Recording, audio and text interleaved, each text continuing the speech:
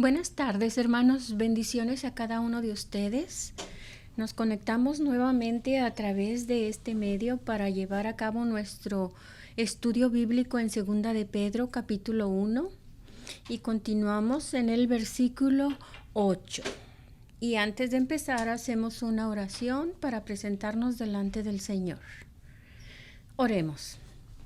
Amado Padre Celestial, estamos ante tu presencia, Señor, pidiéndote tu dirección, Padre, la guía de tu Espíritu Santo, Señor, para que abras nuestra mente, nuestro corazón, nuestros ojos espirituales, Señor, para recibir esas verdades bíblicas, Señor, que tu palabra nos envía a nuestra vida, Señor, que es el alimento espiritual que necesitamos para nuestro crecimiento.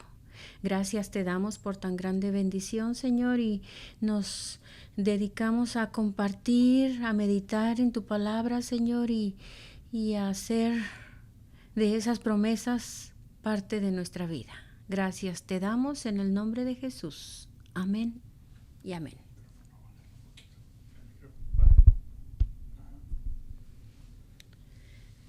¿Tienen lista su Biblia en Segunda de Pedro? Capítulo 1, versículo 8 al 15. Leo así. Porque si estas cosas están en vosotros y abundan, no os dejarán estar ociosos ni sin fruto en cuanto al conocimiento de nuestro Señor Jesucristo. Pero el que no tiene estas cosas tiene la vista muy corta, es ciego, habiendo olvidado la purificación de sus antiguos pecados. Por lo cual, hermanos, tanto más procurad hacer firme vuestra vocación y elección, porque haciendo estas cosas no caeréis jamás. Porque de esta manera os será otorgada amplia y generosa entrada en el reino eterno de nuestro Señor y Salvador Jesucristo. Por esto, yo no dejaré de recordaros siempre estas cosas, aunque vosotros las sepáis y estéis confirmados en la verdad presente. Pues tengo por justo, en tanto que estoy en este cuerpo, el despertaros con amonestación, sabiendo que en breve debo abandonar el cuerpo, como nuestro Señor Jesucristo me ha declarado. También yo procuraré con diligencia que después de mi partida vosotros podáis en todo momento tener memoria de estas cosas. Amén. ¿Recuerdan ustedes las 8 facetas del crecimiento espiritual? A ver, léanlas junto conmigo. Fe, virtud, conocimiento, dominio propio, paciencia, piedad, afecto fraternal y amor. Vimos en el estudio pasado que necesitamos ir añadiendo a nuestra fe todas estas cualidades que son virtudes del Espíritu Santo, del fruto que debemos dar. Y ahora Pedro nos va a exhortar en el versículo 8, donde dice que si estas cosas abundan en vosotros, ¿cuáles cosas? Estas virtudes. Y dice que si abundan, van a abundar porque las estamos añadiendo.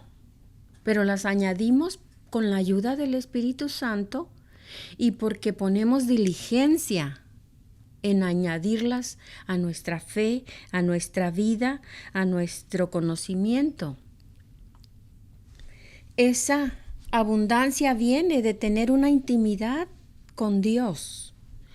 ¿Y cómo podemos tener esa intimidad? Tenemos los medios de gracia que son la lectura de la Biblia, la oración, la meditación, la adoración, las ofrendas. Y por medio de esa intimidad con nuestro Dios vamos a echar raíces, nos vamos a enraizar, vamos a tener un fundamento, una base en donde nuestra fe va siendo construida, reafirmada a base de estas virtudes y de la intimidad con Dios. también esa diligencia nos va a llevar a la obediencia.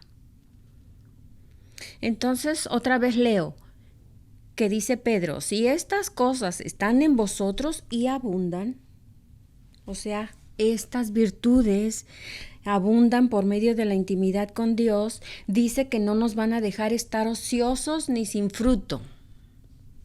La palabra ociosos es perezoso, flojo, ¿verdad? Apático. Y sin fruto no puede ser porque dice que nosotros debemos dar fruto. ¿Cuál es ese fruto? Sabemos que es el fruto del Espíritu Santo, pero el fruto que nosotros debemos dar no es para nosotros ni para el árbol, sino que es para que los demás disfruten de esos frutos. Pero este fruto dice que lo vamos a dar en cuanto al conocimiento de nuestro Señor Jesucristo. También vimos la semana pasada lo que quería decir el conocimiento. Pero, ¿qué es lo que debemos hacer para no estar ociosos? Por ejemplo, la primera virtud, la fe. La fe la tenemos que poner en práctica, porque nuestra fe puede crecer, ir en aumento, puede ser una mega fe cuando dice que es una manifestación en alguna situación, o puede ser tan pequeñita como un grano de mostaza, pero que puede mover montes. Si no ponemos en práctica esa fe, no crece y no hay manifestación de nuestra fe. Podemos decir yo tengo fe, pero no hay ningún fruto, porque la fe nomás está guardada.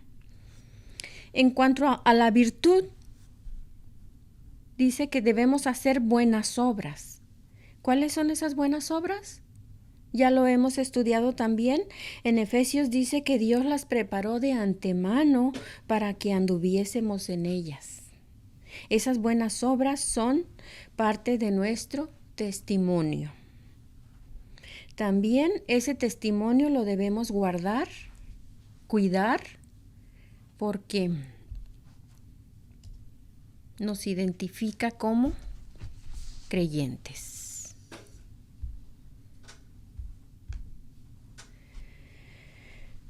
Nuestro crecimiento espiritual se va a demostrar con esas virtudes que están apareciendo en nuestras vidas, como ya ven que a veces decimos que el diamante viene de la piedra que parece un carbón. Entonces el tratamiento que se le da a esa piedra es ir limando asperezas, dándole forma, y al final sale esa piedra preciosa con destellos. Así debe ser nuestro crecimiento espiritual. Debemos irradiar estas virtudes. También, para no estar ociosos, dice que debemos tener aplicación de dones y talentos. Cada uno de nosotros tenemos un don dado por Dios. Nacimos también con talentos, con esas cualidades que a veces nos distinguen o nos hacen sobresalir, pero debemos ponerlo en práctica. ¿Qué pasa si guardamos el don? ¿Lo escondemos como en la parábola de los dones y talentos? El Señor nos va a demandar, nos va a preguntar qué hicimos con esos dones.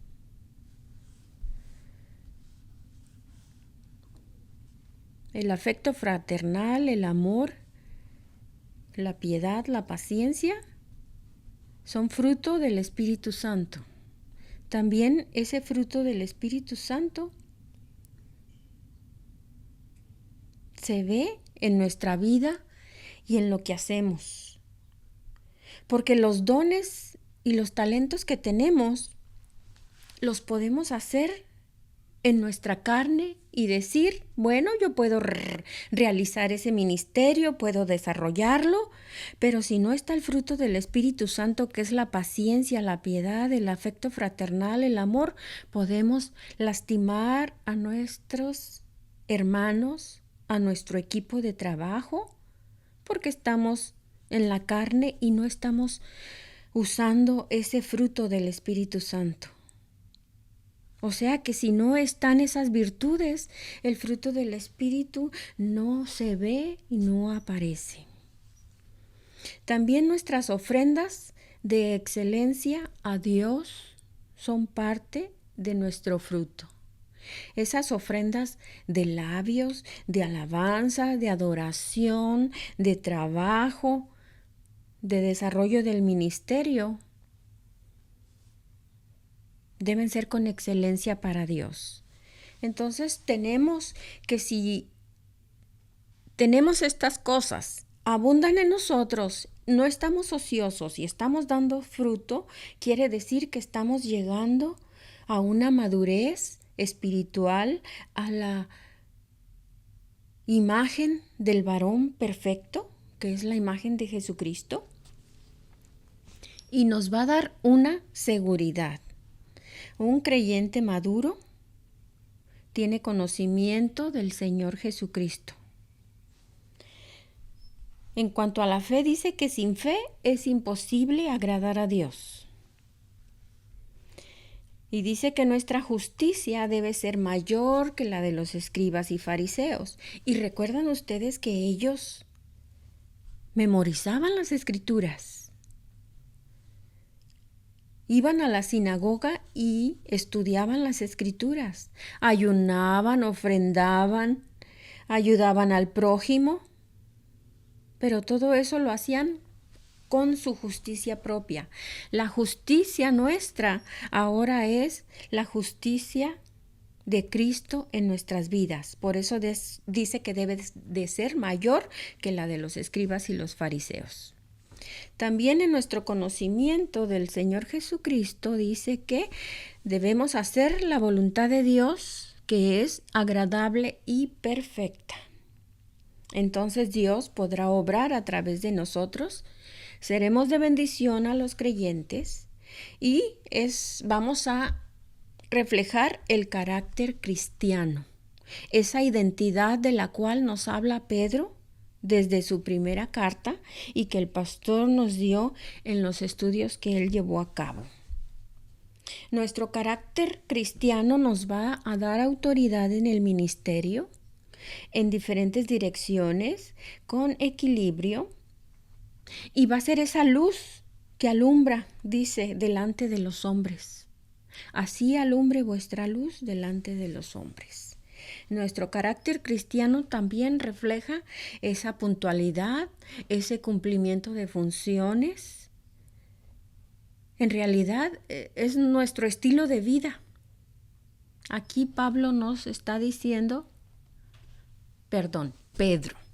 que si estas cosas abundan en nosotros, no nos van a dejar estar ociosos ni sin fruto. O sea que vamos a estar trabajando en la obra del Señor.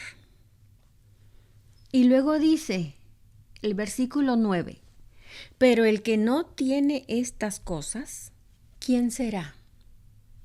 Un creyente inmaduro, un bebé espiritual, un niño que no ha crecido. ¿Y por qué no tiene estas cosas? Porque no se alimenta, porque hay un problema en su crecimiento, porque no ha echado raíces y porque está en desobediencia, porque no quiere obedecer. Entonces, si no hay crecimiento, dice que puede ser miope, que puede tener su vista corta, puede tener problemas de la vista o puede estar ciego completamente. Miren qué importante es crecer normalmente. Pueden estar enfermos, débiles espiritualmente, o puede ser un creyente carnal atado a las cosas materiales. Y es también un creyente inseguro. ¿Por qué? Porque no hay ninguna de esas virtudes en él, porque no se ha alimentado de la lectura bíblica, de la oración, de la meditación, de la adoración a Dios, porque no es obediente. Entonces, en cuanto al conocimiento del Señor Jesucristo, dice que ha olvidado la purificación de sus pecados. Quiere decir que sigue actuando en la carne. Entonces, no hay conocimiento, no hay aprendizaje, no hay carácter cristiano. Entonces, aquí Pedro nos está identificando dos clases de creyentes. En el versículo 8, el creyente maduro, y en el versículo 9, el creyente carnal, el creyente inmaduro. Si pueden ver en su cuadro, ahí está especificada en los cuadros los dos creyentes. Tenemos dos citas bíblicas que ustedes pueden leer, Hebreos 5:14 y versículo 13 y Romanos 8:8. Pero lo pueden leer en su casa. ¿Ok? Vamos al versículo 10. Por lo cual, hermanos, tanto más procurad hacer firme vuestra vocación y elección, porque haciendo estas cosas no caeréis jamás. Está hablando a los hermanos, a los creyentes, que dice que han sido elegidos, que tienen una vocación. Dice hacer firme vuestra vocación y elección. Vamos a ver en nuestro PowerPoint. Efesios 4:1 dice, yo pues, preso en el Señor, os ruego que andéis como es digno de la vocación con que sois llamados. Esto lo está diciendo Pablo, pero dice que es una vocación con que sois llamados. Vamos a ver qué significa vocación. Tiene su raíz en el vocablo latino vocare y es un llamamiento de Dios. Es un llamamiento que hace oír al hombre que ha escogido y al que destina a una obra particular en su designio de salvación y en el destino de su pueblo. Es una voluntad divina. La vocación es personal. Sin embargo, añade algo especial a la elección y a la misión. Vocación es un llamamiento personal dirigido a la conciencia más profunda del individuo y que modifica radicalmente su existencia. Tenemos muchos ejemplos bíblicos, ¿verdad?, del llamamiento personal de Dios, y casi siempre ponían una excusa o un pretexto. Por ejemplo, recordemos el llamamiento personal a Moisés. Moisés fue llamado, ¿verdad?, de una manera personal, y él le dio a Dios una excusa. Le dijo que era tardo en el habla.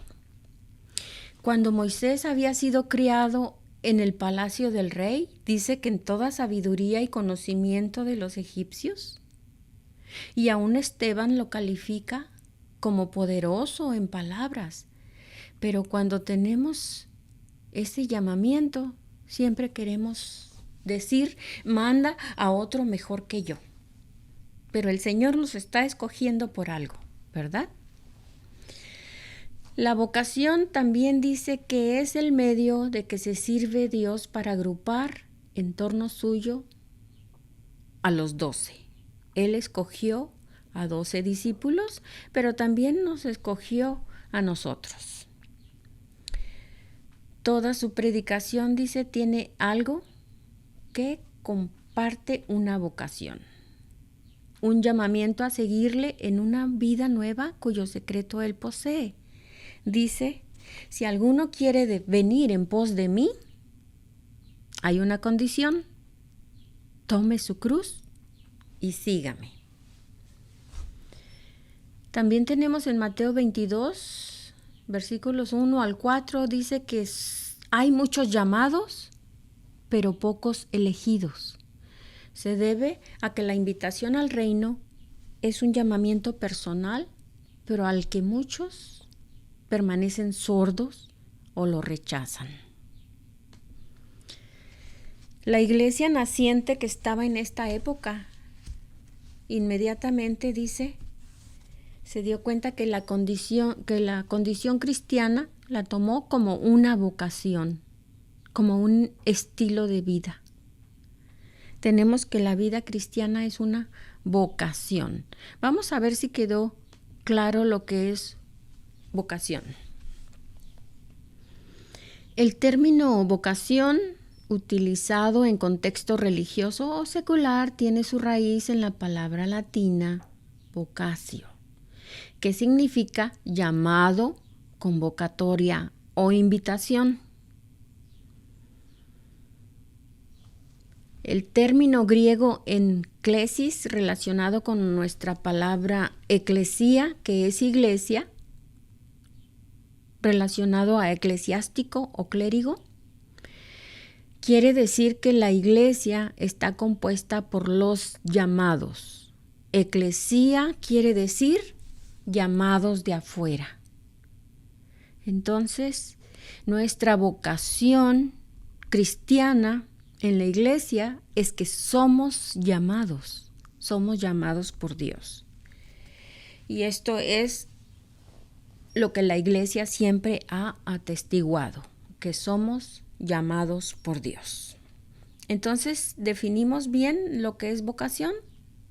Es la invitación o el llamado que Dios nos hace y que nosotros venimos a formar la iglesia de los llamados. El llamamiento es a menudo opuesto a la voluntad de quien es llamado al servicio. ¿Recuerdan ustedes también a Gedeón, que estaba en el lagar zarandeando el trigo y que dijo que él era pobre, que era un niño, que era el más pobre de todas las tribus? También Isaías, que fue llamado y dijo que era inmundo de labios. Lo repito otra vez, el llamamiento es a menudo opuesto a la voluntad de quien es llamado al servicio. El Señor nos hace una invitación, nos hace un llamado y nos llama a su servicio. Claro que nos sentimos indignos, que somos faltos, que somos pecadores y nunca vamos a estar bien para poder venir al Señor, porque Él es quien nos va a cambiar, quien nos va a transformar y quien nos va a moldear. Entonces el llamado supone en casi todos los casos dificultades a superar con el fin de responder al llamamiento. Quiere decir que vamos a tener obstáculos, que va a haber dificultades, pero las tenemos que superar para poder responder a ese llamado que nos está haciendo el Señor.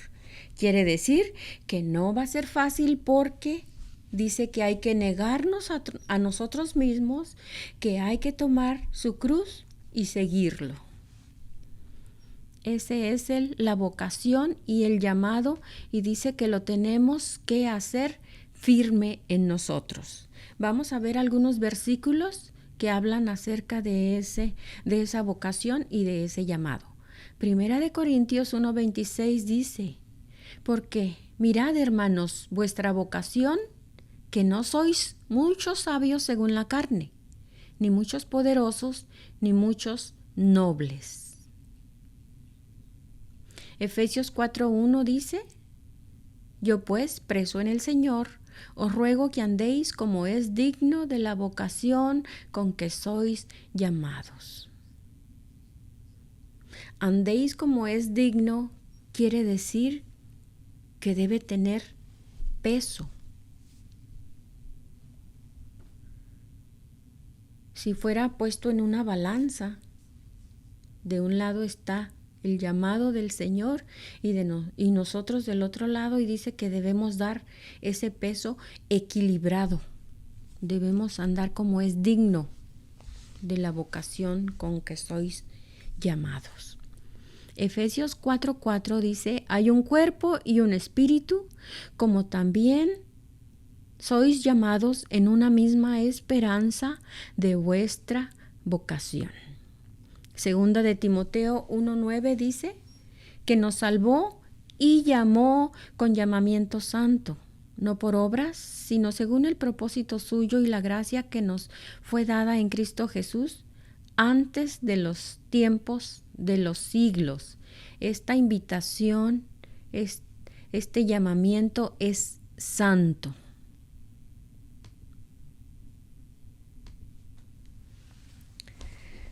Vamos a ver la ilustración de la resurrección de Lázaro para entender el significado de la vocación. Dice que Lázaro no es meramente sanado, sino levantado de entre los muertos. Es llamado por la poderosa voz de Cristo desde el aislamiento de la muerte a la comunidad de los vivientes. La mortaja que lo envuelve se suelta y él queda libre para responder como alguien que vive delante de Dios y por el poder de Dios. Cada uno de nosotros es llamado de igual modo. La vocación trata de ser levantados de entre los muertos. Es esa invitación, ese llamado. Hechos, vivir a la realidad de que no existimos meramente, sino que somos invocados, llamados, invitados para un propósito divino. Vamos a ver Juan 15:16.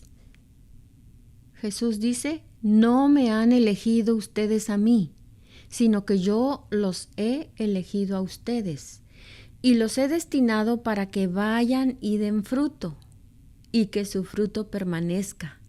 De modo que todo lo que pidan al Padre en mi nombre, se los conceda. Y aquí nos afirma este versículo que debemos dar fruto y que el fruto debe permanecer. Quiere decir que esas virtudes no pueden desaparecer de nuestras vidas. Tienen que seguir reflejándose en todo nuestro caminar cristiano. Vamos a ver Isaías 6:8. Y percibí la voz del Señor que decía, ¿a quién enviaré y quién irá de parte nuestra? Y dije, heme aquí, envíame a mí. Primera de Corintios 1:26-27. Miren, hermanos, ¿quiénes han sido llamados? No hay muchos sabios según la carne, ni muchos poderosos, ni muchos de la nobleza. Ha escogido Dios más bien lo necio del mundo para confundir a los sabios. Y ha escogido Dios lo débil del mundo para confundir lo fuerte. Y nosotros entramos en esa descripción, lo necio del mundo y lo débil del mundo.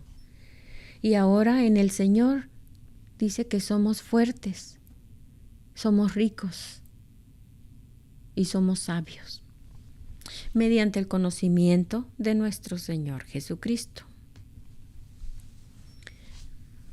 Vamos ahora a ver los que son llamados. Romanos 8:28. Y sabemos que a los que aman a Dios, todas las cosas les ayudan a bien, esto es, a los que conforme a su propósito son llamados. Tenemos un llamado para un propósito. Primera de Corintios 1:28-29, lo repetimos, dice, y lo vil del mundo y lo menospreciado escogió Dios, y lo que no es, para deshacer lo que es, a fin de que nadie se jacte en su presencia. Vil y menospreciado. Primera de Pedro 2:21 también nos dijo anteriormente que para esto fuisteis llamados, porque también Cristo padeció por nosotros, dejándonos ejemplo para que sigáis sus pisadas. Cristo padeció y nos dejó ejemplo, quiere decir que nosotros somos llamados a seguir sus pisadas, que también vamos a padecer por Cristo Jesús. La vida cristiana es un constante negarse a sí mismo y seguir al Señor en fe, padeciendo por causa suya. Dice que es necesario que padezcamos persecución si queremos entrar al reino de los cielos. Filipenses 3:14, prosigo a la meta, al premio del supremo llamamiento de Dios en Cristo Jesús. Esa es nuestra meta de este llamamiento que nos ha hecho el Señor. Efesios 4:4, un cuerpo y un espíritu, como fuisteis también llamados, en una misma esperanza de vuestra vocación. Primera de Pedro 15:16 dice, sino como aquel que os llamó es santo, sed también vosotros santos en toda vuestra manera de vivir, porque escrito está, sed santos porque yo soy santo. Primera de Pedro 3:9 dice, no devolviendo mal por mal, ni maldición por maldición, sino por el contrario, bendiciendo, sabiendo que fuisteis llamados para que heredases bendición. Fuimos llamados a una misma esperanza, fuimos llamados a ser santos y somos llamados también para heredar bendición. Qué hermosas promesas, ¿verdad?, del Señor, de este llamamiento santo. Vamos a continuar en otro versículo, el 11, ¿verdad? Porque de esta manera os será otorgada amplia y generosa entrada en el reino eterno de nuestro Señor y Salvador Jesucristo. El propósito, dice, del nuevo pacto es llevarnos a la expresión máxima de la salvación, a la vida abundante que Dios desea. Dios quiere hacer una obra completa en nuestras vidas de tal manera que demos mucho fruto, que seamos al 100% y así el Padre sea glorificado con nuestra vida. Dice en su palabra, para que llevéis fruto, más fruto y mucho fruto. En Mateo 25:23 dice, su Señor le dijo, bien, buen siervo y fiel, sobre poco has sido fiel, sobre mucho te pondré. Entra en el gozo de tu Señor. Este buen siervo y fiel tiene una amplia y generosa entrada en el gozo de su Señor. ¿Por qué? Porque fue fiel. Y dice que fue fiel en lo poco y lo puso sobre mucho. Si nosotros queremos entrar o tener esa entrada amplia y generosa en el reino de Dios, tenemos que ser fieles. Tenemos que crecer espiritualmente, que manifestar esas virtudes, que apropiarnos de todas esas promesas y también ser obedientes, cumplir la voluntad de Dios y ser fieles. Esa es la vocación a la que somos llamados. No es nada más para ser salvos en sí, sino es un caminar continuo llevando la cruz de Cristo. Hay muchos versículos que nos hablan acerca de la fidelidad de Dios y también que nosotros debemos ser fieles. Apocalipsis 2:10 dice, no temas en nada lo que vas a padecer. He aquí el diablo echará a algunos de vosotros en la cárcel para que seáis probados y tendréis tribulación por 10 días. Sé fiel hasta la muerte y yo te daré la corona de la vida. La fidelidad es un atributo de Dios y dice que nosotros somos partícipes de esa naturaleza divina. Entonces esa fidelidad también debe estar en nosotros y ser fiel a Dios hasta la muerte. Y dice que nada puede apartarnos de ese amor de Cristo. ¿Y qué vamos a recibir? La corona de la vida. Pablo también habla o menciona, dice, he acabado la carrera, he guardado la fe y por lo demás, dice, me espera la corona de vida. Pedro también aquí está hablando de su muerte, ¿verdad? Pero eso está en el versículo más abajo. Lucas 16, 11 y 12 dice, por tanto, si no habéis sido fieles en el uso de las riquezas injustas, ¿quién os confiará las riquezas verdaderas? Los textos hablan por sí mismos, ¿verdad? Vamos al versículo 13. Pues tengo por justo, en tanto que estoy en este cuerpo, el despertaros con amonestación, sabiendo que en breve debo abandonar el cuerpo como nuestro Señor Jesucristo me ha declarado. Pedro está con el ánimo, dice, mientras está en el cuerpo, el despertaros con amonestación. Quiere decir que él quiere seguir insistiendo, haciendo énfasis en lo que está escribiendo a los creyentes en esta carta. El Señor Jesucristo le declaró acerca de su muerte y dijo que cuando Él le dijo de que iba a morir crucificado, ¿recuerdan ustedes? Que lo iban a ceñir y lo iban a llevar a donde él no quería y le estaba prediciendo su muerte. El comentarista dice que Pedro tiene aproximadamente como 70 años cuando está escribiendo esta carta. Entonces, esto viene a ser como un testamento espiritual, porque él está hablando ya casi sus últimas palabras, porque dice que en breve va a abandonar el cuerpo. Un testamento declara la voluntad del testamentario, de sus deseos. Y aquí lo que Pedro nos dice y nos amonesta es crecer en el conocimiento del Señor Jesucristo. Eso es lo más preocupante para él, porque la persecución y los falsos maestros que se han aparecido en ese tiempo pueden engañar a estos hermanos y él no desea que eso suceda. Entonces dice que él va a continuar recordando todo lo que él ha dicho. En el último versículo dice, también yo procuraré con diligencia que después de mi partida vosotros podáis en todo momento tener memoria de estas cosas.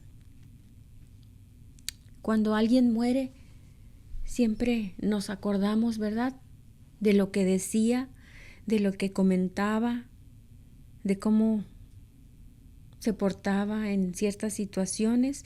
Y aquí Pedro dice que tengamos memoria de todas estas cosas que él ha escrito. En realidad este es un testamento espiritual de Pedro, porque quiere que recordemos sus últimas palabras, su voluntad, sus deseos, de que nadie sea engañado, de que todos procedan a la meta, al supremo llamamiento, de que todos crezcamos en gracia y sabiduría delante de Dios.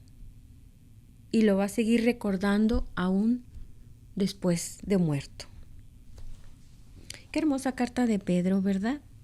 Nosotros también, hermanos, sigamos leyendo y recordando todo lo que Pedro nos ha dicho en sus 2 cartas. Fueron escritas antes de morir y estando encarcelado, esperando sus últimos días. Entonces, estas palabras tienen peso. Y cuando dice que recordéis en todo momento tener memoria de estas cosas, sabemos que el Espíritu Santo nos va a recordar todo lo que el Señor ha hablado. por inspiración del Espíritu Santo por medio de las palabras de Pedro.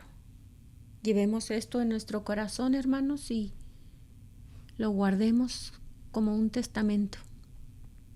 Que Dios los bendiga y no echemos en saco roto la palabra del Señor. Que Dios los bendiga, nos ayude a crecer espiritualmente y a llevar esa vida cristiana como al varón perfecto, que es Jesucristo. Oremos.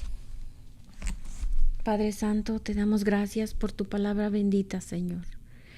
Gracias por Pedro, que escribió esta carta, Señor, que habla a nuestra conciencia, habla a nuestra conducta, a nuestro crecimiento, Señor. Pero eres tú, Señor, el que quiere que crezcamos en conocimiento, en sabiduría delante de ti y que reflejemos, Padre, todas estas virtudes en nuestro caminar. Bendice a nuestros hermanos que están escuchando, Padre, para que todos crezcamos en gracia y sabiduría delante de ti. Gracias te damos en el nombre de Jesús. Amén y amén. Bye.